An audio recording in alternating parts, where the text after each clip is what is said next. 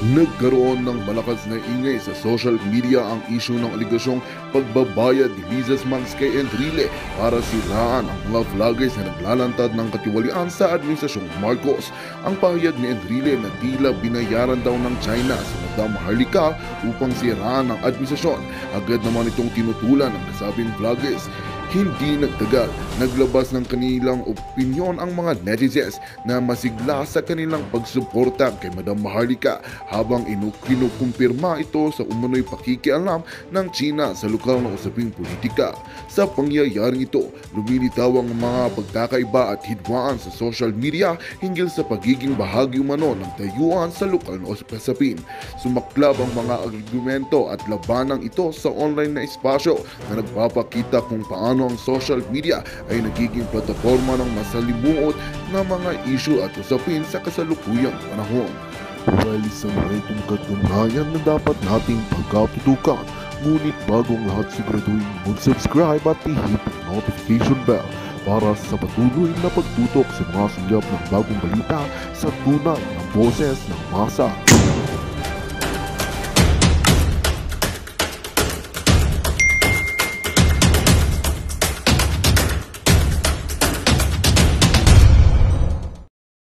Na kung saan anak din ito nung Mashonda Bells, okay? Na appointed din ni Kuting as advisor na mukhang hindi naman nagtatrabaho at tumatanggap lang ng sweldo galing sa kaba ng bayan at hindi natin siya nakikitang visible, ay nagsalita, okay? Etong si Katrina Ponce Enrile ba? Enrile. Yeah, si Katrina Ponce Enrile na ano man siya palangga, in-appoint man siya ni Kuting bilang chief dyan sa CESA, Cagayan Economic Zone Authority. So itong si Enrile, mga palangga, meron siyang hanash. Okay?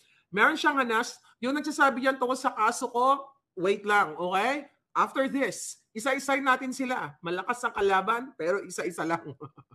Okay, mga kababayan, i-share muna natin sa lahat po ng hindi pa nakarinig. So nagsalita ang appointee ni Kuting ng Norte, appointee ni Lisa Smugs na si Enrile, na akala mo naman napakalinis ng record nila sa Pilipinas. Bago nga ako magtuloy-tuloy, tanungin natin, kumusta na ba yung napanagutan niya na ba ang pumatay sa jowa niyang na si Alfie Anido? We'll talk about that. Okay? Kasi meron tayong bala dyan, not on this vlog. Okay. So nagsalita po si Katrina Ponce Enrile na ako daw po ay binabayaran ng China. Ito ang kanyang statement. Pakinggan nyo.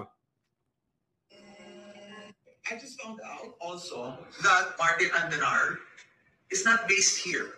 He is now based in Beijing. He is the one funding all this disinformation, like Maharlika, like SAS, like all these others. They're not doing this out of love of country.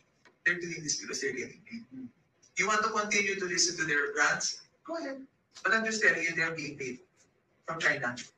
When another country is trying to control even the narrative that is going to be brainwashing everybody here, we're in deep trouble. We are easily fooled. We like to always go with the underdog. But who is really the underdog? Try your best to broaden your mind and think about it. It's usually the people in power. Sila parating binabato, di ba? There was never a president here that was truly loved. Being on the top, isang mali mo lang, uunahin. Pero lahat ng magandang ginawa mo, kinakalimutan. I just found out. Okay, so mga palangga, tignan natin. So nakita nyo, sila pa ngayon ang kawawa, kaluluoy. Sila ngayon ang biktima. Okay, sila daw ang underdog. So ito ang statement niya exactly. Ito, basahin natin. Sabi niya, just found out that Martin Andanar is not based here. Okay? Si Martin Andanar ay dating secretary sa Presidential Communications panahon ni Pangulong Duterte. Sabi ni Katrina, he is now based in Beijing. He is the one funding all this disinformation, like Maharlika, like SAS. Okay?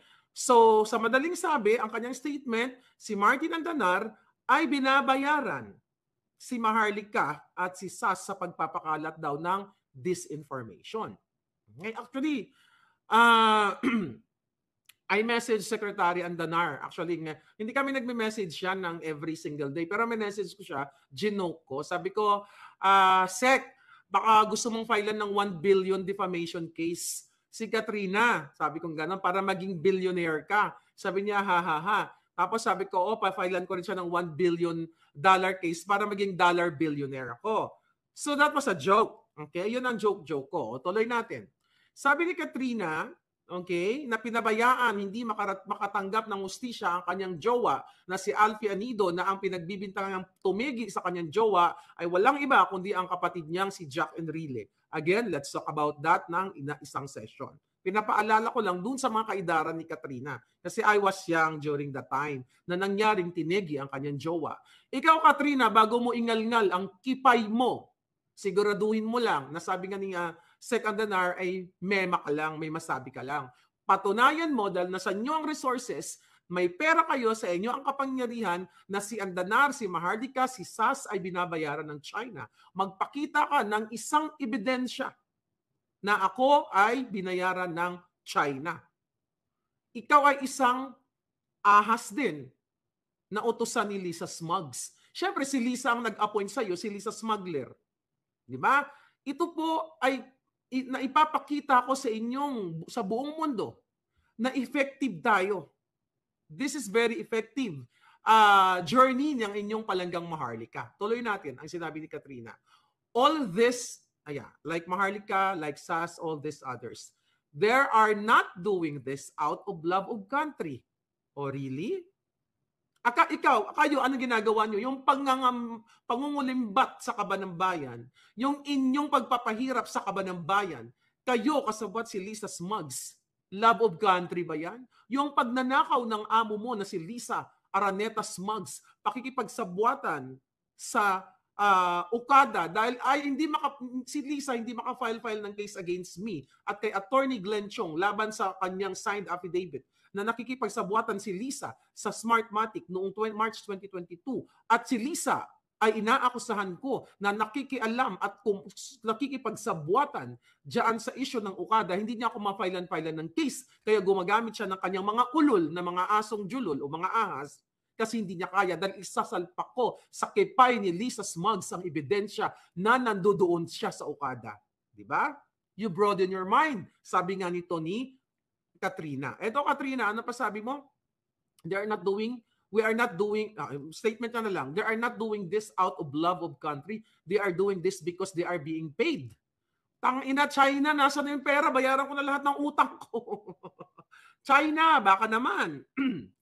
Baka naman, okay? Maibigay nyo naman yan ng bonggang-bongga at lahat ng jutang ginines ko dito sa Amerika, pati Tesla ko, bayaran ko na rin para zero utang na ako. Okay, tuloy natin. Ito sabi ni Katrina, you want to continue listening to their rants? So, tinatanong niya yung mga audience niya, di ba, na gusto niyo bang magpatuloy na pagkikinggan itong mga rants ni Maharlika at ni SAS at ang iba pa? Bakit ka apektado? Bakit apektado ang bestie ko? Apektado si Lisa, mga hitad. Nakita ninyo, ginagamit niya yung mga appointee. This is a pogi points o ganda points for me and for SAS. Si Martin Andanar, nag-work siya doon. I believe nag-host siya as an anchor sa station sa China. At nakita ko, nagluto-luto lang naman si Dodong. Di ba? Hindi nadamay. Hindi ko nga nakikitang nagbubuljak si Sec Andanar.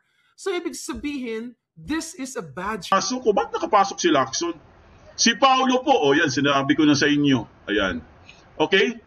Pagdating naman sa presidential, mga kaibigan, silipin din natin, guys, ha? Silipin natin yung presidential, okay? Ito po, ayan. Pag ilan po si Martin, mga kaibigan, wala pa rin. Ayan, oh. 0.08 pa rin si Martin, mga kaibigan, hanggang ngayon. Hindi man lang umakyat si Martin, mga kaibigan. Panghuli pa rin. Kaya pala, minamadali ang People's Initiative. Ang Chacha, alam na natin. Kaya pala nagmamadali silang sumayaw ng Chacha, mga kaibigan. Kasi hanggang ngayon, hindi pa rin sila nakapasok, mga kaibigan, itong si Tambaluslos. Ayan, oh. Panghuli pa rin siya, guys. Pero ang number one pa rin hanggang ngayon na walang kupas po si Vice President Sara Duterte. Ayun, number one pa rin, partner, oh. Yes! Number 1 pa rin si Vice President Sara Duterte sa presidential, mga kaibigan. At ito namang si Tulfo, ayan, pang number 2. Pero si Santa Mama, bakit naging number 3 to? Anong ginagawa ni Santa Mama dito? Tatakbo pa ba to? Ay, naku. Yan po, mga kaibigan, ng ating good news ngayon. Oo nga Chrissy Brooks nabalitaan ko yan Nabalitaan ko yan. Yes, father and son, we vote Duterte. Yes, no? Pagpasok si Duterte at si Paolo, no? Father and son. Father and son, pasok. Magaling. Father and son, mga kaibigan, pasok po sa senatorial, no? Galing, no? Pag natuloy yun.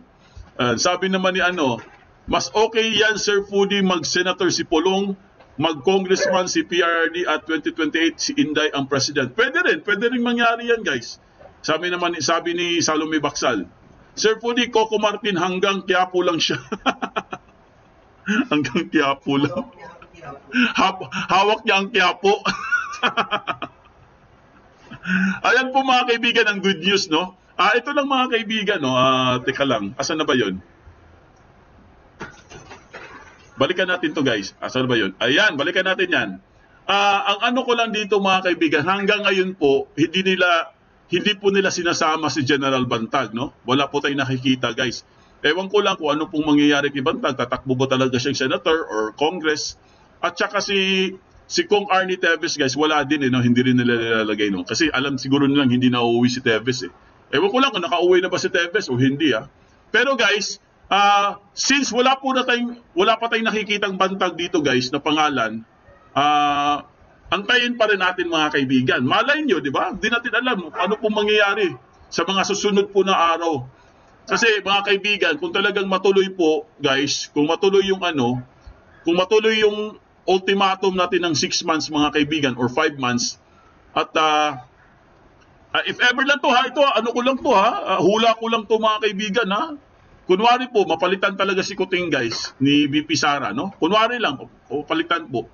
Pwede na pong tumakbo, Pwede na pong lumabas si General Bantag. Malamang sa malamang, hula ko lang yan. Pwede pong mangyari yung, mga kaibigan.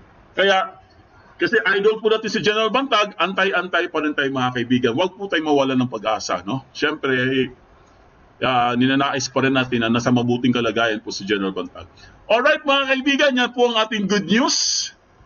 Siyempre, good news muna tayo. Pangit naman yung puro bad news nila. Ito po, kay VP Sara, guys, nagpahayag siya, mga kaibigan. Ayan, World Interfaith Harmony Week. Ayan. Ano po sinabi ni VP Sara dito? Basahin po natin, mga kaibigan. Lakihan natin para mabasa nyo rin. Ang sabi po ni VP Sara, in the spirit of World Faith Interfaith Harmony Week, we joyfully join hands with the global community.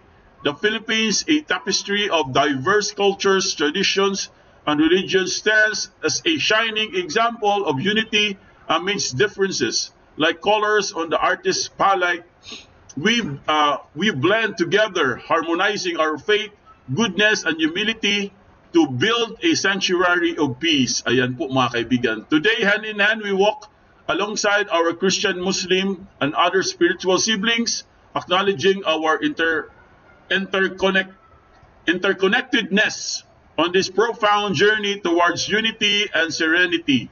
Together, let us embark on this universal path where trust, respect, and love intertwine like ribbons in a grand dance with open hearts, so we can craft a world that is kinder, more compassionate, and overflowing with acceptance in a world our children's children will embrace. Ayan. My fervent prayer resonates for a world where love reigns supreme, where prejudice is but a distant memory. Let our collective efforts bring forth this glorious reality. Wishing you a jubilant World Interfaith Harmony Week, where peace and unity flourish like flowers in a vibrant garden. Ayan po, mga kaibigan. Mga kababayan, patuloy po tayong maging matatag sa pagtaguyod ng isang bansang makabata at sa mga batang makabansa. Ang lahat ng ating ginagawa ay para sa Diyos, sa bayan, at sa bawat pamilyang Filipino. Syukran, sabi po ng ating Vice President, Sara Duterte po mga kaibigan. Yan po ang ating Vice President, guys. Talagang involved siya sa kanyang mga ginagawa, di ba? Trabaho lang ng trabaho. Yan po ang ginagawa ng ating mahal na Vice President as DepEd Secretary din.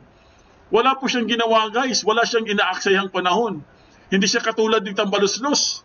Hindi siya katulad ni Ahas. Si Ahas, puro lang walang ginawa kundi mga, sawsawera, di ba? Wala silang ginawa, guys, kundi mag-monetize lang.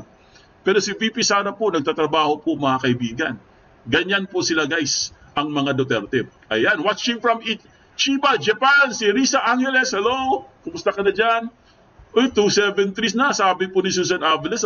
Sa mga hindi pa po nag-likes dyan, yung mga bagong dating po mga kaibigan, baka pwede po tayo mag-likes, guys, no? Baka pwede po tayo pumindot. At huwag yung kalimutan mag-subscribe sa ating channel at pakishare po ating video, guys. Maraming salamat. Libre po yan, walang bayad yan. Kaya ano pang hinintay nyo, pindutin nyo na. Ayan.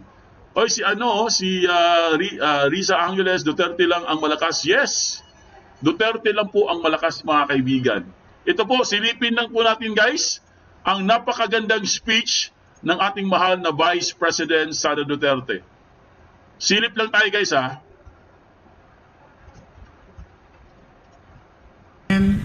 Mga kaigsuunan ako dinhi sa Cebu. Assalamualaikum. Madayaw, maayong adlaw kaninyong tanan. Magandang araw sa inyong lahat.